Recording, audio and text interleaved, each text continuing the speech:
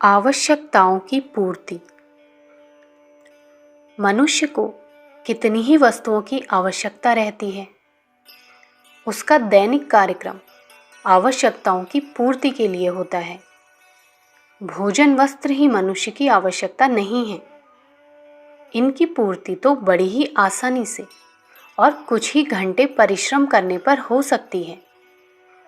इन्हें कमाने में वह सारी आयु नहीं लगाता, वरन वह अपनी आवश्यकताएं बढ़ाता है और उनकी विस्तृत पूर्ति के प्रयत्न करने में अपनी आयु का अधिक भाग लगाता है। इन आवश्यकताओं में कुछ तो उचित भी होती हैं, परंतु जो इनमें से काल्पनिक होती हैं, उनकी पूर्ति प्रायः किसी प्रकार नहीं हो पाती। जितनी ही उनकी पुष्टि की जाती है, उतनी ही वे और अधिक तीव्र हो जाती हैं। रहने के लिए मकान चाहिए, जब मिल जाता है तो और बढ़िया के लिए मन चलता है। कपड़ा चाहिए, परंतु मिल जाने पर उससे अधिक मूल्यवान की इच्छा होती है। सवारी चाहिए, घोड़ा मिलने पर मोटर की ज़रूरत मालूम पड़ती है। भोजन चाहिए, परंतु उसके बाद षड्रस व्यंजन और बहुमूल्य पदार्थ मिलने चाहिए। इसी प्रकार संतान की वृद्धि अपेक्षित होती है। धन तो कहना ही क्या, जितना मिल जाए उतना ही कम है। यश और कीर्ति से कोई नहीं अघाता। अधिक बलवान, अधिक सुंदर, अधिक बुद्धिमान बनने की इच्छाओं से मनुष्य उद्विग्न बने रहते हैं। अपनी इच्छाओं की पूर्ति के लिए साधन और सुविधाएं जुटाते हैं, शक्ति भर प्रयत्न करते हैं, दिन रात जुटे रहते हैं, परंतु जो फल प्राप्त होता है बहुत ही तुच्छ जान पड़ता है। उससे बिल्कुल संतोष नहीं होता। असंतोष और अभाव के कष्ट से वे सदा व्यथित बने रहते हैं। बहुत प्राप्त करने की व्यथा जब मनुष्य की मर्यादा से बाहर चली जाती है, तो वह बहुत ही क्रूर रूप धारण करती है। धन की लोलुपता जब बढ़ती है, तो मनुष्य भेड़िया बन जाता है। हत्या, चोरी, छल, अत्याचार, जो कुछ भी वह जितनी मात्रा में कर सकता है करता है। धन हरण करने के लिए डाकुओं द्वारा निरपराध व्यक्तियों को जो यंत्रणाएं दी जाती हैं, उनके संवाद नित्य हमारे कान फाड़ते रहते हैं।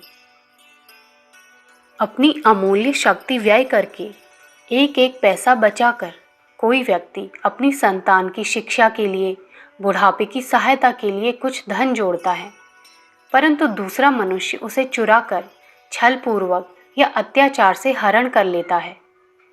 इस पर उस कमाने वाले व्यक्ति को कितना दुख होता है, इसे वही जानता है। किंतु चोर तो भेड़िया बन चुका है। उसे अपनी रक्त पिपासा शांत करने के लिए इस बात से कुछ प्रयोजन नहीं कि जिसका रक्त मैं पान कर रहा हूँ, वह भी मेरे ही समान जीवधारी है, वह भी समान दुख में छटपटाता है। मनुष्य की यह अतृप्ति सभी दिशाओं में बढ़ती है। अपनी काम वासना की तृप्ति के लिए असंख्य वृद्ध पुरुष पुष्प जैसी सुकुमार कन्याओं का जीवन पैरों तले कुचल डालते हैं। फुसलाकर, धोखा देकर, विवश करके एवं बलात्कार पूर्वक नारी जाति को पीड़ाएं दी जा रही हैं। उन्हें देखकर निर्दयता भी पसीज उठती है। जब अतृप्त आवश्यकताएं सामूहिक रूप धारण करके राजनीति या कूटनीति का भड़कीला जामा पहनकर बाहर आती है, तो वे विद्या और बुद्धि की चमचमाहट से लोगों की आंखों को चौंधिया देती है और बड़े बड़े सामूहिक शोषण एवं रक्तपात की सृष्टि करती है। हम देखते हैं कि आज एक देश दूसरे देश का शोषण करने के लिए जौंक बनकर चिपटा हुआ है।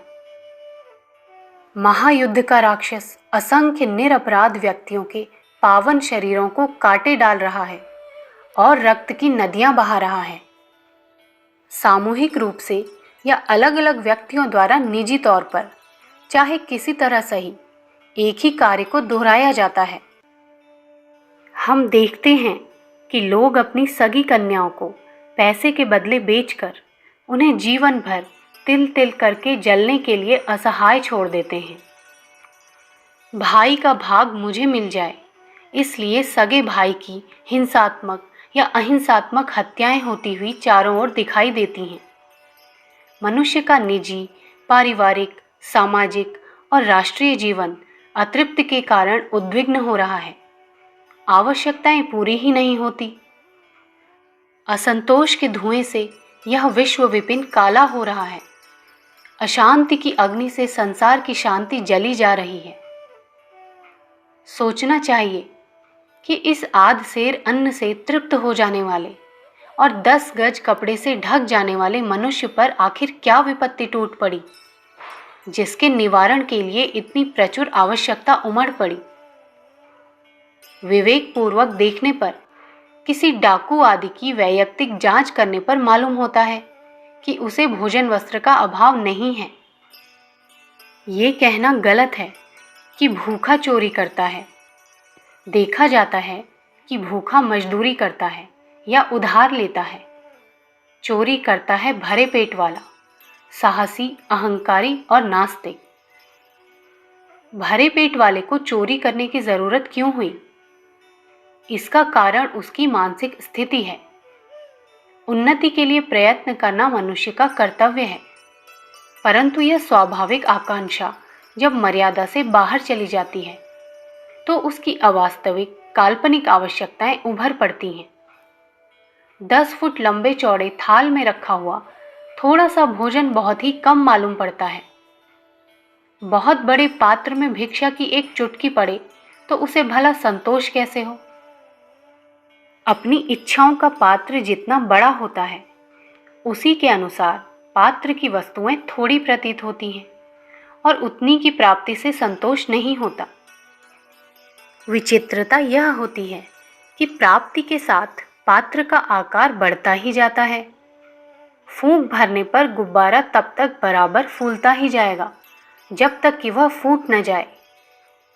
इस बढ़ी हुई हाय को शांत करने के लिए हमें अंतर्मुख होना चाहिए। अपनी दृष्टि को बाहर से हटाकर अंदर डालना चाहिए। आध्यात्म पथ का अवलंबन लेना चाहिए। उत्तप जगत में इधर उधर भटकने वाला प्राणी इसी शीतल वृक्ष के नीचे शांति प्राप्त कर सकता है। जब बाहर की माया रूप वस्तुओं के भ्रम से विमुख होकर हम अंतर्मुखी होते हैं, आत्मचिंतन करते हैं, तो प्रतीत होता है कि हम अपने स्थान से बहुत दूर भटक गए हैं। आवश्यकताएं कभी पूर्ण नहीं हो सकती हैं। उन्हें जितना ही तृप्त करने का प्रयत्न किया जाएगा, उतना ही वे अग्नि में घृत डालने की तरह और अधिक बढ़ती जाएंगी। इसलिए इस छाया के पीछे दौड़ने की अपेक्षा उसकी ओर से पीठ फेरनी चाहिए और देखना चाहिए कि हम कौड़ियों के लिए क्यों मारे मारे फिर रहे हैं, जबकि हमारे अपने घर में भंडार भरा हुआ है। अंतर में मुंह डालने पर, परमात्मा के निकट उपस्थित होने पर वह चाबी मिल जाती है जिससे सुख और शांति के अक्षय भंडार का दरवाजा खुलता है। अपनी वास्तविक स्थिति को जानने से, आत्म स्वरूप को पहचानने से, संसार के स्वरूप का सच्चा ज्ञान होने से शांति की शीतल धारा प्रवाहित होती है, जिसके तट पर असंतोष की ज्वाला जलती हुई नहीं रह सकती। वह मृग तृष्णा को त्याग देता है। सच्चा संतोष उपलब्ध होने पर उसकी बाह्य आवश्यकताएं बहुत ही थोड़ी रह जाती हैं, और जब थोड़ा चाहने वाले को बहुत मिलता है तो उसे बड़ा आनंद प्राप्त होता है। यदि तुम असंतोष से संतोष की ओर, अभाव से पूर्णता की ओर, भिक्षा से वैभव की ओर, दुख से सुख की ओर चलना चाहते हो, तो हे पाठकों, अंतर में मुंह डालो, आत्म स्वरूप को पहचानो, अध्यात्म की ओर चलो। अखंड ज्योति, मार्च सन 1941, पृष्ठ संख्या 16-17।